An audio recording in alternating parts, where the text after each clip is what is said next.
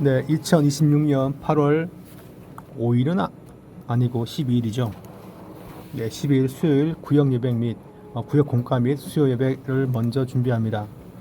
설교 제목은 바르게 용서하는 사람들이라고 나와 있어요. 16장에서 베드로의 신앙 고백이 나오죠, 그죠? 그래서 지난 주일에 바르게 믿는 사람들이라는 제목으로 그렇게 공과를 준비하였습니다. 그러면서 이제 18장에 가시면 용서에 대한 말씀이 등장합니다. 잠깐 요 배경을 보시면 마태복음 16장 아마 이제 이게 토요일에 이제 읽게 될 말씀인데 16장에 보시면 주님께서 베드로한테 내가 누구냐 제자들에게 물으실 때 주는 그리스도시요 살아계신 하나님의 아들입니다. 그런 답변을 하게 되죠. 그러면서 이와 같은 제자의 고백만 가지고 사는 것이 아니라 자기의 십자가를 지고 따르는 것이 제자의 삶이라는 것을 16장에서 말씀하신 다음에 변화산에서 주님이 변모하십니다. 그런 다음에 변화된 주님을 보면서 제자들이 두려워하게 되죠. 이때 이 변화산 체험을 하고 난 다음에 내려옵니다. 그랬을 때 이제 귀신 들린 아이를 데려온 부모가 이제 주님께 항변하죠. 부탁합니다. 제 아들이 낫게 하지 못하였습니다. 그랬을 때 주님이 이 사람을 낫게 합니다. 그런 다음에 사람들이 몰려옵니다. 그러면서 말하기를 왜 성전세를 내지 않냐 그러죠. 근데 이제 그때 주님 하신 말씀이 그 나라의 왕의 자녀가 성전세를 그러니까 세금을 왕에게 내야 되냐 이렇게 베드로한테 묻죠. 근데 베드로가 하는 말이 아들은 낼 필요가 없습니다. 그러나 주님은 사람들로 하여금 이제 오해 소식을 삼지 않기 위해서 이제 물고기를 잡아다가 내라 그렇게 말씀하십니다. 이제 이때 지금 여기 나와 있지 않지만 해당 말씀을 보시면 나라와 정치와 권세 잡은 자들에 대한 질문을 제자들이 합니다. 그런 다음에 이제 그런 권세를 잡는 자들보다 더 중요한 게 뭐냐라고 했을 때 주님은 어린 아이같이 자기를 낮추는 거죠. 그게 참 겸손이란 것입니다. 그러면서 주님께서 18장에 요 메시지를 다 한꺼번에 하십니다. 국가의 권세를 잡은 자, 정권 잡은 자, 그리고 어떤 뭐 장군이나 장관이 되면 모든 걸 쥔 것 같은 느낌이지만 성도는 그런 사람들의 마음을 담는 것이 아니라 어린 아이같이 겸손할 것을 얘기합니다. 그러면서 그 다음에 이제 용서에 대한 말씀 사이에 이 비유의 말씀이 등장하죠. 그러니까 비유를 단독적으로 떼어놓고 이해하면 오류가 발생합니다. 말씀을 잘못 이해할 수 있어요. 비유는 앞뒤 나와 있는 내용을 증강, 확대, 강조하는 역할을 합니다. 그래서 뒤에 보시면 용서를 해야 한다는 말씀이 나오죠. 그죠? 베드로와 함께 이렇게 대답하시면서 용서의 한계가 몇 번이냐라고 할 때 앞에 나와 있는 이 한 마리 양을 잃은 주인이 산 넘고 물 건너 양을 찾는 요 비유는 어떤 뜻일까요? 목사님 왜 공과 준비하면서 딴 얘기를 왜 이렇게 길게 하십니까? 라고 생각하지만 뒤에 걸 잘 이해하려면 이걸 이해해야 돼요. 한 마리 양에 대한 하나님의 너무나 깊고 넓고 변함없는 끝까지 가는 목자의 마음의 심정을 아버지의 마음이라고 제자들이 이해하기를 원하는 거예요. 그러하다면 용서가 쉬울까요? 어려울까요? 그러니까 우리가 이제 보통 뭐 현대 사회는 저 같은 경우도 이남 일녀였는데 만약에 자식이 좀 많으면 아버지 저놈은 맨날 사고 치는데 왜 저놈을 좋아하세요? 그런 얘기를 하는데 누가복음에 가면 이 말씀이 나오죠, 그죠? 그런데 아버지의 마음을 진짜 알았으면 뭐 합니까? 아버지 저 말 안 듣는 제 누나를 제가 품겠습니다. 그런 마음이 먹지 않을까요? 그러니까 효자는 뭘 잘할까요? 형제를 용서하고 받아들입니다. 그러니까 효자와 불효자의 차이죠. 그러므로 이런 양의 비유는요, 아버지의 마음을 잘 알게 만드는 본문이라면 뒤에 있는 용서에 대한 말씀은 이걸 알기에 용서는 아버지의 자녀들이 모여 사는 공동체 원리라는 거죠. 그 얘기입니다. 요걸 안 상태에서 이제 오늘 말씀 본문이 들어가야겠죠. 용서가 힘든 이유가 뭘까요? 라고 한다면 부모님의 큰 사랑을 몰라서죠. 잊어버리거나 상쇄해 먹거나 까먹거나 줄어든 거예요. 그리고 나는 이만큼 용서했는데 그 사람은 날 용서하지 않습니다. 상대적으로 그 한계를 정한 다음에 난 2번, 3번 용서했는데 저 사람은 한 번만에 빠르륵 그냥 승질내고 이걸 어떻게 용서합니까? 그런 분들이 적지 않아 많습니다. 예수를 믿어도. 그러니까 용서가 힘든 이유가 뭘까요? 한번 생각을 쭉 해보시고 그 다음에 묵상하면서 답을 보면 좋습니다. 그리고 용서가 힘들다 말하지만 아주 간단한 것도 용서해 보신 적 계십니까? 제가 초등학교 5학년 때 제 말썽꾸러기였는데 돌아다니면서 물고기 잡는 걸 좋아했어요. 한 번은 제가 집에 있는 철사를 이렇게 막 해가지고 양파망 같은 걸 막 구해가지고 이렇게 그물을 만들었어요. 그게 이제 잠자리채 같은 건데 이 잠자리채는 물속에 들어가면 다 휘어지죠. 저는 굵은 철사를 막 휘어가지고 초등학교 5학년 때 그거를 이제 그 모기장 뜯어가지고 잘 만들었어요.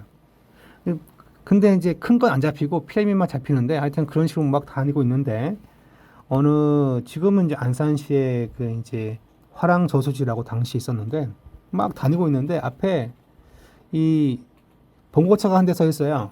그래가지고 제가 이 앞에 사람들이 서 있어가지고 브레이크를 잡아야 되는데 브레이크가 잘 안 잡히는 거예요. 가다가 결국은 이제 차 옆을 툭 그 막대기가 탁 때린 거죠.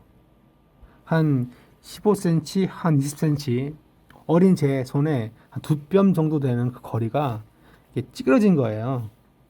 얼마나 세게 박았으면 그랬을까 싶은데 세게 박지는 않고 나무떼기가 탁 쳤는데 앞부분이 그냥 삑 하고 그냥 한번 긁은 거죠. 큰일 났다. 차 망가지면 당시 돈으로 몇십만 원인데 진짜 이거 한 달 보통 노동자들 봉급일 텐데 막 걱정만 해. 막 초등학교 5학년 때 고민을 많이 했는데 아저씨가 저를 딱 보더니 형색은 초라하고 뭐 반바지에 뭐 반팔 입고 까만 애가 그것도 자전거 타고 있고 그것도 이제 생긴 것 같지도 아니한 그 뜰채를 가지고 다니니까 동네에 사는 사람인 줄 아나 봐요. 그냥 하는 말이 그냥 가라고. 전 그때 그 용서를 받으면서 와 진짜 이 사람 멋있다 싶었는데 다시는 볼 일은 없었습니다. 용서받은 경우가 없으면 용서하기 쉽지 않습니다. 용서받은 경험이 있으면 누구를 또 용서할 텐데 한 번도 용서받지 못하고 혼나기만 하면 용서하기가 쉽지 않을 겁니다. 또 간단한 거라도 용서를 해보면 더 큰 것도 용서가 되지요. 그러므로 우리가 누굴 용서를 내가 해주는 게 필요한데 이번 공과는 그래서 용서를 잘 해야 됩니다.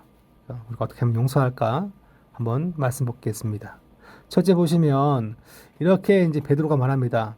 베드로가 나와 이르되 이렇게 묻죠. 우리 21절 볼까요? 밑에 보시면 나와 있는데 여러분은 없고 저만 있어요. 그때 베드로가 나와 이르되 주여 형제가 내게 죄를 범하면 몇 번이나 용서하여 주리까? 7번까지 하오리까? 왜 하필 7일까요? 라고 한다면 당시의 유대인들은 구약 성경과 또 혹은 랍비들의 전통을 따르면 그 7이면 충분하다. 그래서 몇몇 학자들의 글을 보면 그러니까 요 7을 강조한 게 나와 있어요. 그래서 7이면 당시에 베드로나 제 아들이나 또한 갈리 사람들이나 혹은 예루살렘 사람들이나 충분한 횟수의 용서라 생각한 것이라 보여집니다. 주님 7번이면 충분할까요? 그렇게 묻습니다. 그러면 주님도 어떻게 보면 랍비니까 사람들이 쫓아왔던 랍비니까 그때 주님 말씀하시기를 7번뿐 아니라 밑에 보시면 예수께서 이르시되 내게 이르노니 7번뿐 아니라 7번을 70번까지 할지니라. 자, 7 곱하기 70이니까 490번이죠. 이거 무시 어렵습니다. 하기가. 그러니까 주님은 용서가 뭡니까? 한계를 정하지 않은 거죠. 요 빈칸 들어가는 말이 뭐라고요? 한계를 정하지 아는 사람들 용서할 때 그런 사람들이 뭡니까? 용서를 바르게 하는 사람들입니다. 엉망으로 용서하면 한 번 용서하고 두 번 승질 내거든요. 세 번 잔소리하고 그 엉망으로 용서한 거예요. 그걸. 큰 용서가 아니라 상처를 주는 거죠. 겉으로는 용서처럼 보이지만 예전에 제가 미국서 이제 알바할 때 그 지금은 이제 제 기억으로 지금 그분이 지금 해외 성사 지금 나가 계시는데 그분이 원래 이제 한국에서 그냥 공고 나오셔가지고 그냥 미국에 그냥 유학 왔다가 이제 신대원 온 거예요. 그래가지고 그분이 자기 얘기를 해 주는데 저보다 나이가 2살 많았는데 자기가 이제 돈이 없어서 처음에 알바를 몇 개 하다가 맨 나중에는 이제 도넛샵에서 알바하는데 이제 뭐 불과 뭐 1년 전만 해도 그냥 자기는 그냥 일반 직장 다니던 사람인데 이게 처음 이게 튀기는 음식이 이게 쉬워 보이지만 자주 그게 기름을 많이 먹으면 그 요리가 망하거든요. 그러니까 이제 한 번은 이거 잘못 튀겨가지고 도넛가 찌그러든 거예요. 근데 이게 그분 얘기예요. 그래서 다 튀겨냈는데 캐셔를 보고 있던 이제 그 가게 주인이었던 권사님이 딱 와서 하신 말씀이 전사님 이게 뭐예요? 그리고 이제 예 죄송합니다 그랬더니 다음엔 잘하세요 하고 이제 나갔어요. 그러니까 왜냐하면 손님이 또 왔으니까 그 캐셔가 이제 또 손님을 또 응대하고 그러다가 또 한 10분쯤 있다가 또 와서 또 하는 말이 뭐였을까요? 신학교에선 이런 것 안 가르쳐 주죠. 튀기는 거거든요. 신학교에서는 이런 건 안 가르쳐 주죠라는 말을 몇 번 하더래요. 그러니까 용서가 뭡니까? 용서하지 않은 거죠. 그 말이. 이왕 용서하면 다 하지, 그죠? 근데 이제 한 번, 두 번 하다가 쉽지 아니한 것인데 주님은 7번을 1번이라도 그러니까 인간이 한계를 정했다면 그 한계를 뛰어넘어서 한계를 정하지 않는 용서가 필요하다는 거죠. 같은 용서의 말씀이 누가복음 17장에 가시면 4절에 나와 있습니다. 자, 제가 퍼왔는데요. 예. 만일 하루에 7번이라도 내게 죄를 짓고 7번 내게 돌아와 내가 회개하노라 하거든 너는 용서하라. 누가복음은 실제적인 삶의 예시를 듭니다. 하루에 7번. 아침에 지각했어요. 탕비실에 가서 커피 내리다가 커피 내리는 기계 깨먹었어요. 그러다가 11시에 거래처 미팅을 해야 되는데 그 자리에서 기침을 해가지고 이렇게 뭐가 튀어나왔어요. 점심 먹다가 된장찌개를 흘려가지고 내 바지에 국물이 떨어졌어요. 이 사람 진짜 어떻게 할까요? 덤벙대는 건가요? 아마 서양 같으면 아마 정신과 상담 좀 받으라고 아마 보낼 거예요. 근데 지금 여기 텍스트에 보면 7번이라도 그 일을 범하더라도 뭡니까? 용서하는 거죠. 사실 저희들은 7번 용서할 경우가 있나요? 자식을 키우다 보면 이럴 때가 있어요. 한두 번 참고 또 참고 또 참죠. 왜냐? 자식이니까. 못해도 내 자식이니까. 그럴 경우가 있어요. 근데 이제 근데 반대로 부모님이 잘못하면 부모님한테 뭐라고 막 따지죠. 그죠? 이게 또 자식된 도리를 잘 못할 때가 있습니다. 여하간에 하루에 7번이라도 참아주는 것이 중요함을 얘기합니다. 용서에는 뭡니까? 한계를 정하지 않아야 그것이 참다운 용서인 것입니다. 자, 밑에 질문 보시면 가장 많이 용서해 준 경우는 언제였습니까? 보통 이렇게 마음 잡고 용서할 때가 있는데 3번, 4번까지는 보통 용서하는 것 같아요. 그다음 3번 지나면 뭐라고 하죠. 예전에 어떤 목사님이 그 얘기를 하더라고요.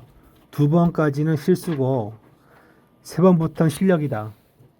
부산에 가면 뭐 유명한 교회가 있습니다. 약간 뭐 기도 뜨겁게 하고 그 다음에 셀 목회를 아주 강력하게 하시는 교회인데 그분이 그런 얘기를 한 것을 제가 책인가 본 적이 있어요. 2번까지는 실수고 3번부터는 실력이다. 말은 맞는데 정말 이분은 용서에 박하시구나 싶었습니다. 가장 많이 용서해 주는 경우 우리가 보통 3번, 4번까지도 용서가 되지만 주님이 주신 요 그 이제 숫자에 비하면 턱도 없이 모자라죠. 그러니까 우리가 용서할 때 용서 몇 번 해줬다고 세지 마세요. 인생 유치해져요. 유치해져. 이것 때문에 마음이 더 아픈 거예요. 용서해 준 것으로 그냥 잊어버리세요. 그것이 진짜 용서지. 내가 몇 번 용서했는데, 내가 몇 번 용서했는데, 진짜 치졸한 용서 카운팅. 예. 용서 카운팅 하시면 제가 솔직히 말씀드려서 가까운 기독교 정신 상담이 필요하십니다. 그건 하면 안 되는 거예요. 그러니까 그 이유가 뒤에 나와 있는데 용서 몇 번 해줬다고 카운팅 하는 것이야말로 바리새인적인 접근인 것이죠. 그러니까 한계를 정하지 않는 것이 바른 용서의 주님의 메시지입니다. 두 번째를 보시면요.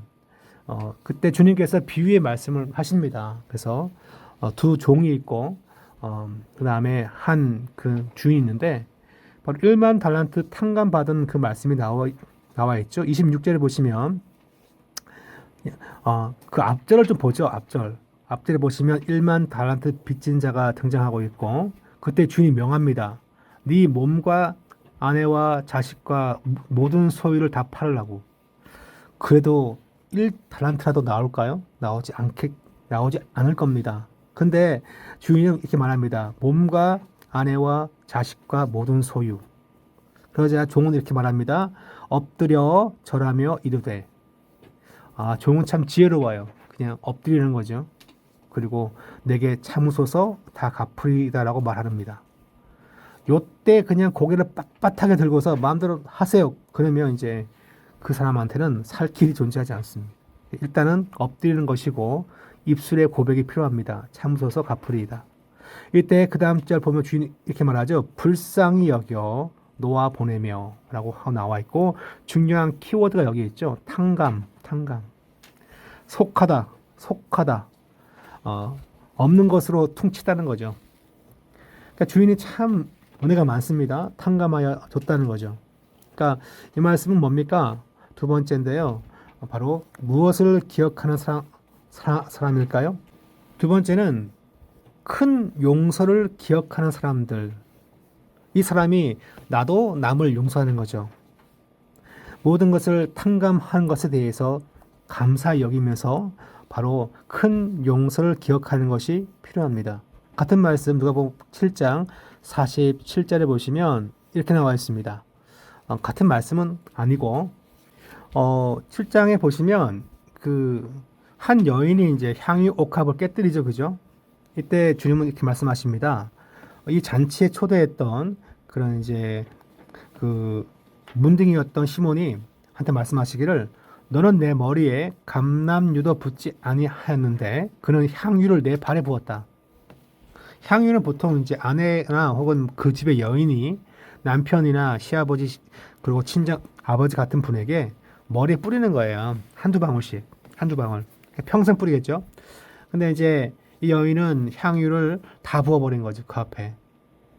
이제 다 붓는다는 것은 이제 보통 남편이 죽은 다음에 그 집안의 여인이 더 이상 이 향유는 내가 쓸 데가 이제 없습니다. 당신에게 다 붓습니다. 그런 거예요. 그러므로 딴 제 아들이 그 비싼 걸 왜 다 허비했냐고. 200데나리온, 300데나리온쯤 되니까 1년 연봉에 맞먹습니다. 자, 47절 보시면 이러므로 내가 내게 말하노니 그 많은 죄가 사하여 졌도다. 이는 그를 사랑함이 많음이라. 사랑하고 죄사함 많이 받으니까 그와 같은 헌신이라는 거죠. 사함 받는 일이 적은 자는 적게 사랑한다라고 나와 있어요. 하나님의 큰 사랑을 받았으니까 이걸 헌신하고 누굴 용서하는 것은 그렇게 어려운 것이 아니라는 거죠. 큰 사랑, 뭡니까? 큰 용서를 기억하면 나도 남을 용서하는 것이 그렇게 어렵지 않은 것이죠. 자, 내가 받은 이 큰 용서를 잊지 않는 방법은 뭘까요? 십자가 사랑, 나에게 보여주신 주님의 사랑 잊지 않고 살아야 되는데 자주 잊어버리고 예전에는 뭐 기독교 영화에서 주님의 십자가 장면만 봐도 막 눈물이 막 나오는데 네, 이제는 눈물 나지 않고 그냥 아무 느낌도 없지요. 어떤 찬송을 부르면 그 찬송을 부를 때 내가 처음에 이제 회개했기 때문에 그 찬송 가사가 너무 좋은데 시간 지나면 감각이 없을 수 있어요. 다 잊어버린 거죠. 큰 용서를. 큰 용서를 부인하진 않지만 느낌과 감사와 감격을 잊지 않아야 되는데 그 방법은 무엇일까? 그 방법은 내가 작은 용서를 뭡니까? 행하는 거예요. 작은 용서를. 그러면서 하나님은 더 큰 용서를 나에게 했지라는 걸 기억할 수가 있는 것입니다. 작은 용서가 지금 여기 보시면 이 주인공은 길거리에서 동료를 만나죠. 33절에 보시면 이렇게 나와 있습니다. 근데 이제 이렇게 나와 있습니다. 그가 동료를 만나 붙들고 이르되 빚을 갚으라. 그 동료가 엎드려 간구하여 이르되 나에게 참아 달라고. 그랬더니 그를 뭐합니까? 빚을 갚도록 옥에 가두어 버리죠. 그러면 친척에게 돈을 구해다가 갚겠죠, 그죠? 이런 일을 저지른 거예요. 이때 주인이 하는 말이 내가 너를 불쌍히 여긴 같이 너도 내 동료를 불쌍히 여김이 마땅하지 아니하냐. 주인이 보기에는 다 같은 인간이에요. 다 같은 성도인 것이고 다 같은 자녀입니다. 근데 왜 너는 불쌍히 여기지 않냐라고 그를 질책하고 있죠. 그 얘기를 지금 하고 있는 것입니다. 작은 용서를 실행한다면 나도 뭡니까? 그를 불쌍히 여겨서 용서하는 것이 필요합니다. 35절 보시면 너희가 각각 마음으로부터 형제를 용서하지 아니하면 하늘 아버지께서도 너희에게 이와 같이 하시리라. 용서가 중요한데 하늘 아버지의 용서를 받는 것이 바로 내가 먼저 형제를 용서하고 나도 하늘 아버지의 용서받고 그것이 순환적으로 나에게 영향을 주게끔 되어 있습니다. 그러므로 난 지금 뭐합니까? 나의 형제를 용서하는 것을 삶 속에서 그냥 사는 거죠. 그래야지만 큰 사랑을, 큰 용서를 잊지 않고 사는 것입니다. 자, 신약성경 에베소서 4장 32절 성경 구절이 많이 줄었어요. 그죠? 제가 지난주 구역 공과 준비하면서 성경 구절 줄이겠습니다. 그렇게 공략을 했는데 또 장단점이 있죠. 그죠? 성경 구절을 좀 더 봐야지만이 좀 내용이 좀 깊어지는데 근데 또 너무 많으면 성경 구절 답 달다가 내가 묵상하지 않습니다. 그게 큰 문제예요. 신약 성경 보시면 4장 32절 보시면 이렇게 나와 있습니다. 서로 친절하게 하며 불쌍히 여기며 서로 용서하기를 하나님이 그리스도 안에서 너희를 용서하심 같이 하라. 그리스도 안에서란 말은 그리스도를 믿음으로 그리스도를 믿는 너희를 하나님이 뭐합니까? 용서하니까 너도 친절하게 불쌍히 여기고 서로 뭐하라고요? 용서하는 것입니다. 그런데 앞에 이게 나와 있어요. 성령을 근심하게 하지 말라. 용서 안 하는 거요? 성령을 근심하게 하는 거죠. 목사님, 제가 이번에는 그 사람을 정말 용서할 수 없습니다. 그 말을 하고 그 마음을 먹었습니까? 성령을 뭐 한 것입니까? 근심하게 한 거예요. 근심하게. 뭐 딴 게 근심한 게 아니죠, 그죠? 뭐 점심 메뉴 뭘 먹을지 항상 저도 교회에서 그런 고민을 가끔 하는데 그런 게 성령 근심이 아니라 다른 성도를 내가 예수 그리스도의 보혈로 용서받았음에도 불구하고 용서해 주기가 너무 싫은 거예요. 그런 마음 상태가 뭡니까? 성령을 근심하게 하는 거죠. 그리고 그 근심 가운데 있으면 성도의 삶이 뭡니까? 악독과 노함과 분냄과 떠듬과 비방하는 것으로 이렇게 휩싸일 수 있어요. 그러니까 그런 걸 버리는 거죠. 그리고 뭐합니까? 그를 불쌍히 여기고 용서하는 것입니다. 내가 큰 용서 받았기 때문에 그렇죠. 본래는 32절인데요. 30절부터 이렇게 차근차근 보시면 이 구절의 배경을 보면 의미를 더 깊이 알 수 있습니다. 자, 이걸 전반적으로 한번 볼까요? 마지막 하지 않죠, 그죠? 용서를 현실적으로 실천하는 방법은 뭡니까? 제가 몇 번 얘기했지만, 그리고 지난 한 몇 개월 이 감정과 태도와 마음에 대한 설교를 했는데요. 5예배 시간에 입술로 가지고 그 사람을 내가 용서합니다라고 하나님 앞에 시인하세요. 목사님 마음의 준비가 안 됐는데요. 그런 생각을 하시면 평생 마음의 준비 안 됩니다. 그냥 내가 누굴 싫어합니까? 이개똥, 뭐 김말숙, 이말숙, 예, 말숙이라는 사람이 지금 또 있는지 모르겠지만 하여튼 그 이름을 쓰세요. 내가 누굴 싫어하면 앞에 써놓고 하나님 이 사람 싫습니다. 내 마음을 아프게 합니다. 그러나 예수 그리스도의 보혈로 나를 살리고 이 사람도 살리신 줄 믿습니다. 내가 내 마음은 감동이 안 되지만 하나님의 말씀에 순종하여서 내가 이 사람을 용서합니다. 나의 죄도 용서하여 주시옵소서 라고 기도하는 거예요. 이게 용서의 기도에 대하여 의지를 가지고 믿는 믿음이죠. 우리는 감정만으로 예수 믿는 것이 아닙니다. 우리는 나의 감성이나 느낌만으로 예수 믿나요? 그러다가 큰 코 다칩니다. 믿음은 감성과 감정이란 것도 갖고 있지만 더 나아가서 나의 생각과 의지를 드리는 거죠. 용서는 되지 않지만 그냥 입술로 고백하는 거예요. 하나님 정말 싫습니다. 용서하여 주시옵소서. 그 이제 제가 제 딸과 함께 대통령 얘기를 가끔 하는데 이제 뭐 한참 얘기하다가 갑자기 딸이 한 얘기가 아빠 그 대통령도 경주이시야 그러는 거예요. 제가 순간 진짜 그랬더니 진짜라고. 그래서 예배 끝나고 찾아봤더니 진짜 경주이신 거예요. 진짜 싫어해야 되는데 그죠? 제가 싫어하는 사람인데 제가 아침에 이 공과를 이제 녹음하려고 준비하다가 그게 딱 떠오른 거예요. 예. 싫어하면 안 되는데 그죠? 예. 앞선 어떤 대통령은 저희 아버지와 그 이름이 두 글자가 똑같은 두 글자는 똑같은 대통령인데 그 사람 역시 경주시거든요. 그래가지고 많은 사람들이 그분을 비판할 때 전 비판하지 않습니다. 같은 집안이니까 비판하지 않는데 지금 대통령도 저와 같은 본이에요. 그래서 비판을 이제 자제해야 되나 싶습니다.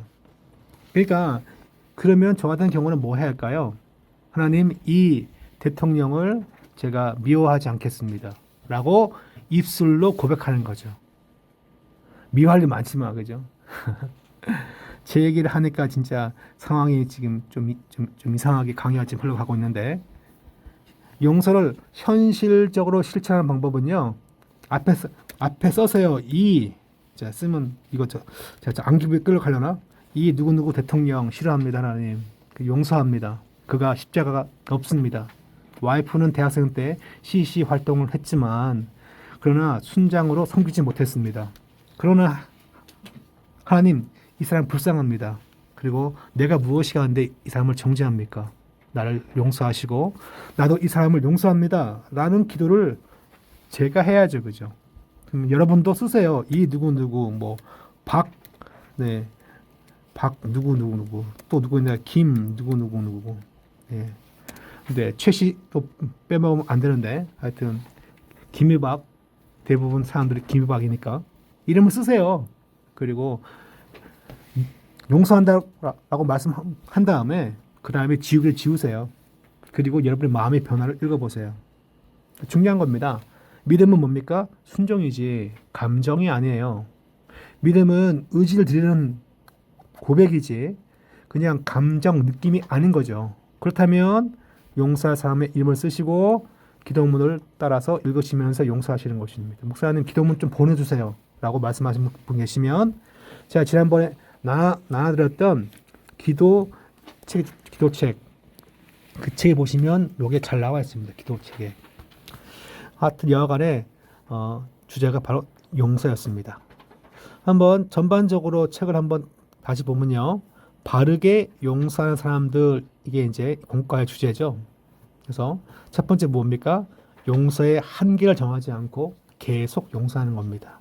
용서를 멈추잖아요. 그럼 난 뭔가요? 용서 안 한 목사, 용서 안 한 장로, 용서 안 한 권사와 집사가 되는 거예요. 이게 참 웃기죠, 그죠? 100번 용서했는데 마지막 용서 안 하면 용서를 하지 않은 사람으로 끝나는 것입니다. 한계를 정하지 말아야 됩니다. 두 번째 뭡니까? 큰 용서를 기억해야죠. 나에게 주신 주님의 용서. 그리고 마지막에는 뭡니까? 나는 작은 용서를 행하는 거예요. 나의 용서는 되게 커 보이죠, 그죠? 누구를 용서하는 것이. 아이, 그 아무것도 안 하니까요. 지나고 나면. 그걸 다 용서하는 겁니다. 그게 뭡니까? 그게 믿음인 거죠. 아까 봤던 그림 볼까요? 16장, 17장 보시면 주님은 십자가 지고 가십니다. 죽으십니다. 그런 다음에 주님을 사람들이 찾아와서 또한 주님 앞에 치유받습니다.